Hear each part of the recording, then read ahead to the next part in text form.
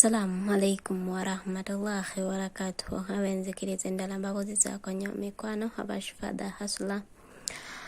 Gye bali gy'otusako engalo muganda wange.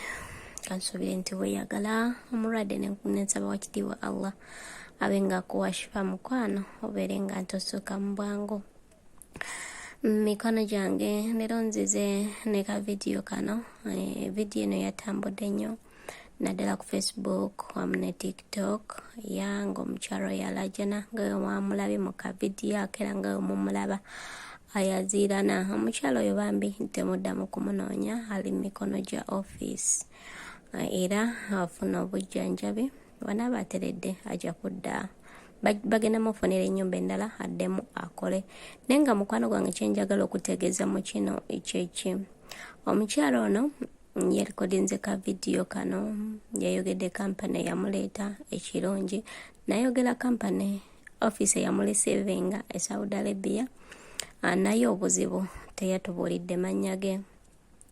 Mu kutambuza ka vidiyo kano, by the way, wa kampani yange BM, era we nalabye vidiyo eno nagikutte nengisindika ku office wamu nogisharinga mu baana bemanyi nti ba BM kuba nenako abawerako. Bensuubira nti oba bazze mu mwaka gwe naye nga abasinga bambi badde tebamumanyi. Bonna ne mbagamba vidiyo mugikwate mugiteeke ku ki, mugisharingire omukulu wa office. Ekirungi bambi ne batuwuliriza, naye nti obuzibu obwabaddewo buli omu ng'abuuza linnya yaani.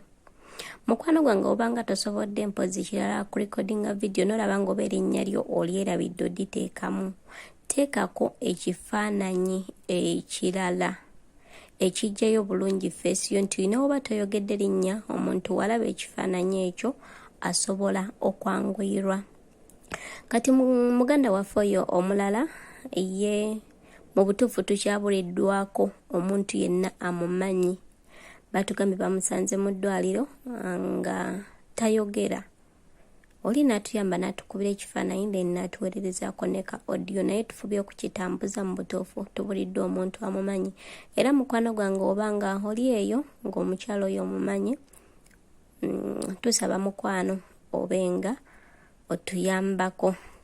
Nafunyeko k'abaami babadde abaami babiri naye nga bamwefaananyiriza, omulala n'ampeereza ebifaananyi nga bimwefaananyiriza naye yagenza okutuuka ewaabwe nga si yeye ng'owaabwe boogera naye.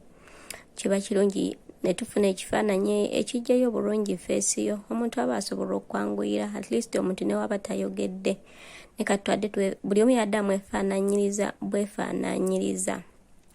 Mukwano gange ekintu ekirala kyenkugamba, nga tonna recordinga audio oba nga tonnaba kukola vidiyo kugiteeka ku social media ng'osaba obuyambi, mukwano osooka nga noyogerangako ne office yo, kuba omukyalo ono twakirabye nti teyayogedde bambi na office.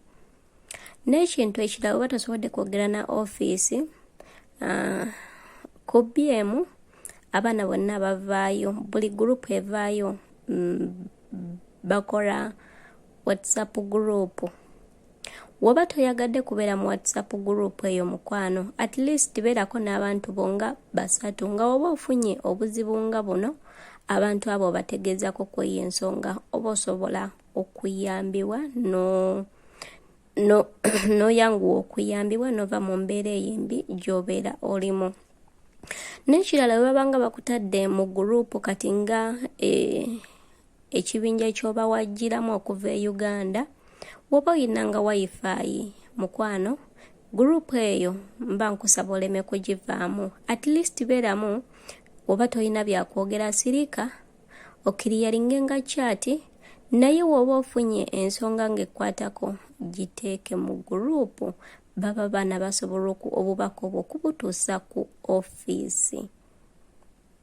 Mbagala nnyo mbagaliza ebisinga obulungi, atakuumira mpeera abankuumire, naye nga wemutunoonyezaako bambi ku muntu yenna amanyi omukyala oyo ono omulala gw'olaba ku screen asobola okuba nga naye ayambibwa. Assalamu alaikum wa rahmatullahi wa barakatuhu.